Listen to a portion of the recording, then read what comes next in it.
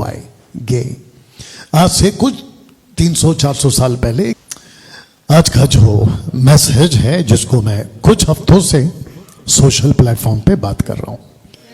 21वीं सदी में ऐसे बहुत सारे शब्द हैं जिसको आज से 200, 300, 400, 500, 1000, 1500, 2000, 5000 साल पहले जो शब्द का महत्व था, आज वो शब्द का महत्व बदल चुका है, क्योंकि आज जो दुनिया है वो मॉडर्न हो चुकी है।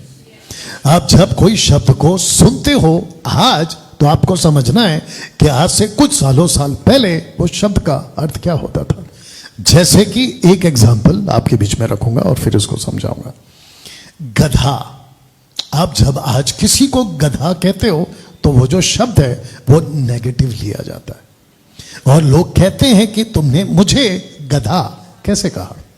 ऐसे ही आज से 2025 साल पहले जब यीशु पृथ्वी पर थे और उनकी पहली सवारी गधे पे थी, उन दिनों में गधे का मतलब होता है सेवक, गधे का मतलब होता है बोझ उठाने वाला, गधे का मतलब होता है काम करने वाला। और सबसे ज्यादा वो चाहे अमीर हो या गरीब हो, सबके पास में गधे होते ही थे। वक्त बदलता गया और गधे का जो शब्द है उसका जो इंपॉर्टेंस है वो नकारात्मक, नेगेटिव तरीके से आ गया। एक शब्द है, आप देख लो उसको कैसा लगता है, GAY गे। आज से कुछ 300-400 साल पहले गे शब्द जो था उसका अर्थ होता था खूबसूरत, ब्यूटी। आज इस शब्द को इतना ज्यादा गलत लिया गया है या कर दिया गया है जिसको कोई अपने मुंह से बोलना भी नहीं चाहता था। अभी 2 सेकंड पहले अब आपने जब सुना आपको भी खटका होगा कि आपने क्या बोल दिया, लेकिन आज से कुछ 300-200 साल पहले इस शब्द को खूब बोला जाता था।